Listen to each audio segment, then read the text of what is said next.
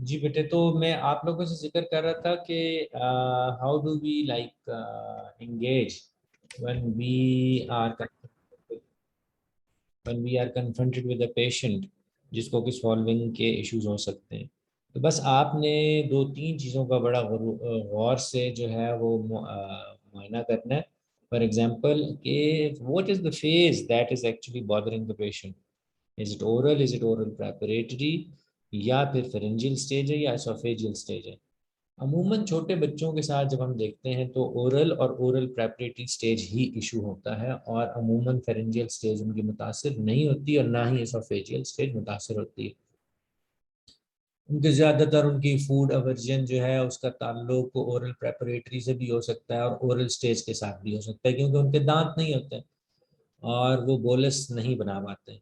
लेकिन बाज़ औक़ात ये वाली चीज़ें साइकोजेनिक या साइकोलॉजिकल नेचर से भी इसका ताल्लुक हो सकता है, बच्चे के मूड के इश्यूज भी हो सकते हैं, लेकिन एट टाइम्स न्यूरोलॉजिकल भी हो सकता है। बाज़ औक़ात ओरल भी ठीक है, ओरल प्रेपरेटरी भी ठीक है, लेकिन फेरेंजियल एलिमेंट्स जो हैं वो कंप्रोमाइज़ है किसी न्यूरोलॉजिकल इंसल्ट की वजह से।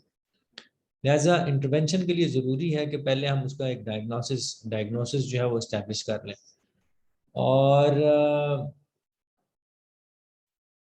उसकी वजह से वी डू रियलाइज के एट टाइम्स बहुत सारी एक्टिविटीज़ ऐसी हैं जो कि इन तमाम जो फॉलोइंग के बिहेवियर्स उनको री कर सकते हैं।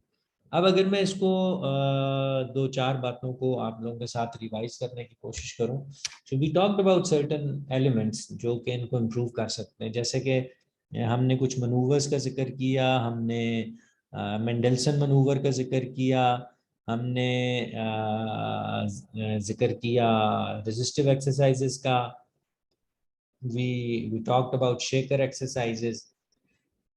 ये सारी की सारी वो एक्टिविटीज़ हैं जो कि इनकरेज करती हैं इस तमाम सॉल्विंग के बिहेवियर को। तो सवाल ये पैदा होता है कि ये शेकर एक्सरसाइज क्या ये बच्चों को भी करा सकते हैं कि नहीं।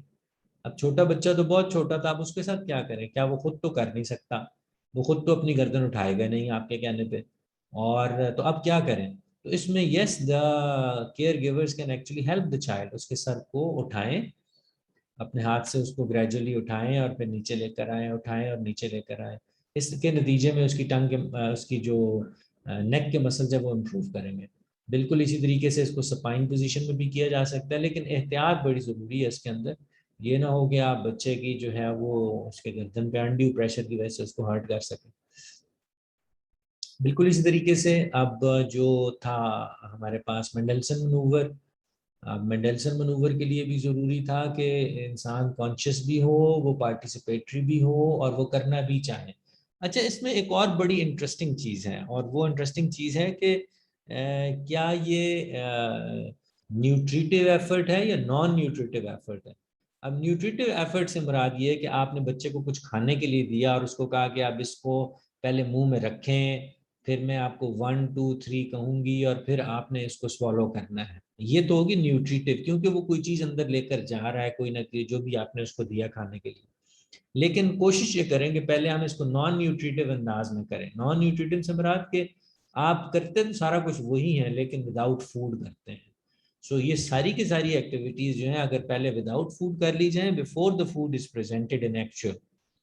और फिर फूड मैनिपुलेशन का भी एक एलिमेंट था, काउंसलिंग का एक एलिमेंट था, पोजीशनिंग का एक एलिमेंट था, और बहुत सारे फैक्टर्स हैं जो कि उस इंसान के लिए बड़े फ्रूटफुल हो सकते हैं अगर आप उनको मॉनिटर करें। जैसे एनवायरनमेंट कितना इंपॉर्टेंट चीज़ है। अब दूसरों के सामने खाना, लोग आपको देख रहे हैं और आप खा रहे हो, तो ये कोई अच्छा एक्सपीरियंस नहीं है। तो इसमें प्राइवेसी का ख्याल रखा जाता है, इसमें लाइक्स डिसलाइक्स का, उसकी साइकोलॉजी का, उसके बिहेवियर्स का ख्याल रखा जाता है जब भी कभी आप उस किसी को ईटिंग के लिए कोई चीज़ जो है वो देते हैं।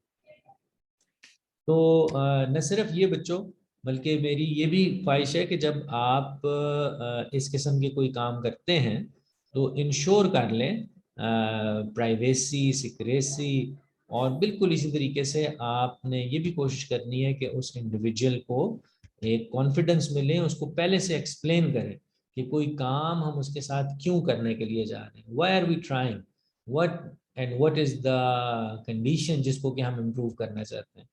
बहुत सारे ऐसे लोग होते हैं जो कि जब उन्हें एक्सप्लेन की जाता है पर्पस और ऑब्जेक्टिव, तो ज़्यादा अच्छा पार्टिसिपेट कर सकते हैं। तो इसलिए इस एक्टिविटी को ज़रूर पेशेंट के कंसेंट से रिलेट करें, उसके केयर गिवर्स के कंसेंट से रिलेट करें, और ख़ास तौर पे जब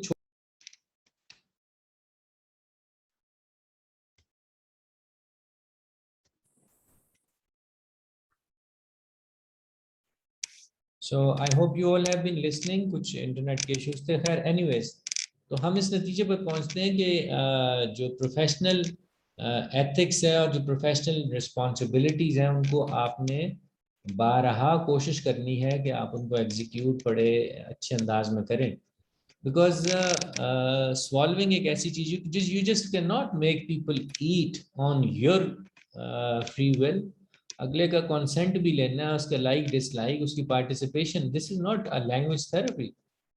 ये तो एक खाने पीना एक बड़ी पर्सनल सी चीज़ है। तो आप जब उसको एंगेज करते हैं तो उस पेशेंट की अटेंशन, उसका कॉन्शियसनेस, उसका जो है पार्टिसिपेशन, ये चीज़ें बहुत मैटर करती हैं, और इसमें आप ज़रूर उसकी साइकोलॉजी को समझें। खैर, मेंडलसन मैनूवर हो, शेकर एक्सरसाइजेज हो, या रेजिस्टिव एक्सरसाइजेज हो, ये बाज़ औक़ात आपको करके दिखानी पड़ती हैं। सो आज की इस डिस्कशन से मेरी ये ख्वाहिश है कि एक तो ये कि आप इन तमाम की वीडियोस अगर आप डाउनलोड कर पाएँ, try to find it them on the internet. इन्हीं हेडिंग्स के ज़रिए आप अपने नेट को एक्सप्लोर कीजिए, फाइंड आउट कीजिए how do you see them, और उसके बारे में if you have any questions you can put to them. एक सवाल अमूमन जो किया जाता है स्टूडेंट्स की तरफ से कि हमने कितना रिकमेंड करना है, कितनी देर करानी है ये एक्सरसाइज कब तक करनी है। भाई, एक्सरसाइजेस तब तक करनी है जब तक कि आपको रिस्पेक्टिव रिजल्ट्स जो हैं वो ना मिले। What was the objective outcome? Objective outcome ये है कि जी एस्पिरेशन ना हो, सॉल्विंग जो है वो इजी हो जाए, सॉल्विंग के साथ जो हमारे ट्रिगर्स नज़र आते थे वो ट्रिगर्स ख़त्म हो जाएं, लिहाजा हम एक एक्सरसाइज को कॉन्टीन्यूसली कर सकते हैं। एक और बड़ा इंपॉर्टेंट सवाल है कि किस पेशेंट के लिए हम कौन सी एक्सरसाइज करें। या हम सारी एक्सरसाइजेस बैक वक्त उसको शुरू करा दें? No, this is not recommended. तो आप उसको एक एक्टिविटी कराते हैं, एक्सरसाइज कराते हैं, उसको 10-12 दिन का एक प्लान देते हैं, और उन 10-12 दिन के अंदर आप उसकी मॉनिटरिंग करते हैं, और मॉनिटरिंग के नतीजे में जब वो आपको कुछ रिजल्ट्स नज़र आते हैं तो आप उसको एक्टिविटी को बढ़ा या घटा सकते हैं। फॉर एग्ज़ाम्पल, आप एक एक्टिविटी को दिन में 4 दफ़ा रिपीट करने के लिए कहा आपने उसको, लेकिन यू रियलाइज कि उससे खातिर खा रिजल्ट नहीं हो रहा, तो एक्टिविटी को बढ़ाया जा सकता है, नंबर 1। या एक्टिविटी को स्विच ऑन किया जा सकता है किसी और मनूवर के तहत, किसी और एक्टिविटी के तहत। इसमें एक और बड़ी इंटरेस्टिंग चीज़ है, और वो ये है कि चूंकि इसके हम कर इसलिए रहे हैं कि खाने पीने के जो एक्टिविटीज़ है उनको फैसिलिटेट करें, तो अमूमन ये एक्टिविटीज़ के बाद इंसान को जब खाने पीने के लिए कुछ दिया जाता है तो उसमें उसका रिस्पांस जो है वो नज़र आता है, कि उसको पता लगता है, ही कैन रिपोर्ट कि now I am feeling better, या इस तरीके से मैंने ज़्यादा अच्छा फॉलो किया। जैसे चिन टक मेथड के बारे में आपको बताया था कि अपनी चिन को अपनी चेस्ट के करीब लेकर जाएं और फिर फॉलो करें। ये भी एक किस्म का एफर्टफुल फॉलो की एग्जांपल है, लेकिन इसमें एडवांटेज ये है कि this is less kind of an effort from the patient. So हम ये चिन टक हो गया, या बिल्कुल इस तरीके से head towards the weaker side, अगर अपने सर को वीकर साइड की तरफ ले जाएं और फिर उसको स्वॉलो करें, तो इस नतीजे में भी एस्पिरेशन के चांसेस कम हो जाते हैं। तो चाहे नेक को नीचे किया जाए, चाहे नेक को अफेक्टेड साइड या वीकर साइड भी करके स्वॉलो की जाए, दोनों सूरतें आपको फैसिलिटेट करते हैं।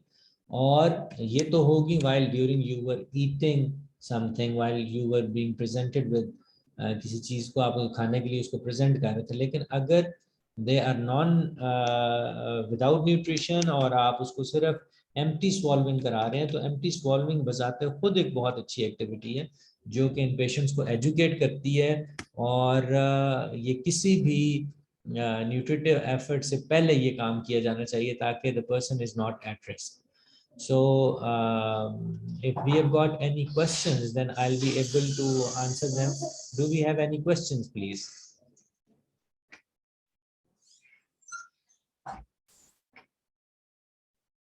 जी बेटे, do we have any questions?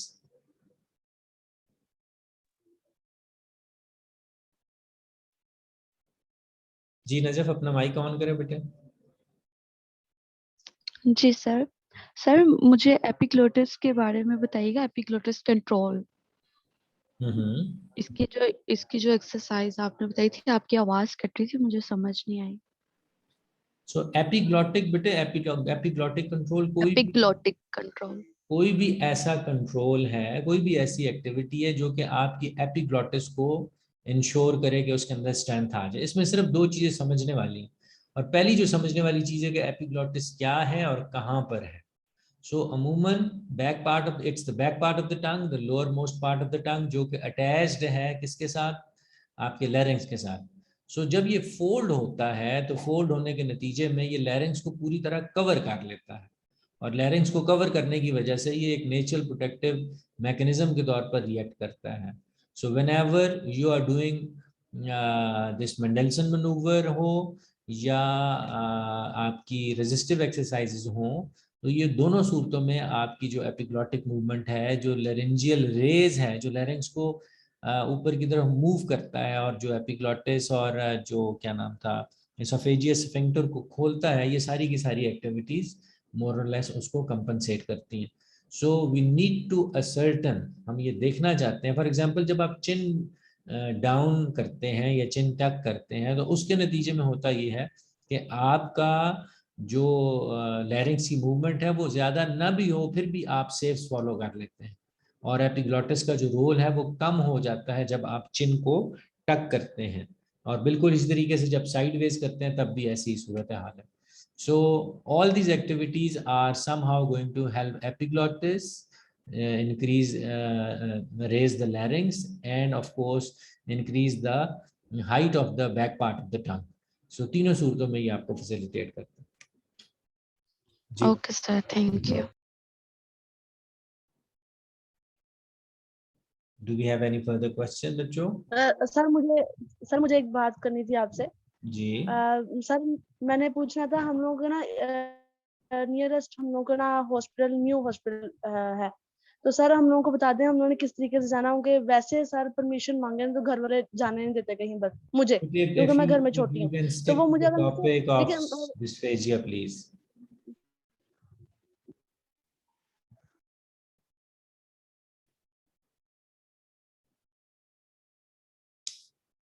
Okay, so we are done with today's topic, and any other queries, कोई आपकी queries हैं तो वो आप प्लीज मेरे साथ ऑन द ग्रुप करते जाएं, ताकि सबको एक बात का पता चल जाए।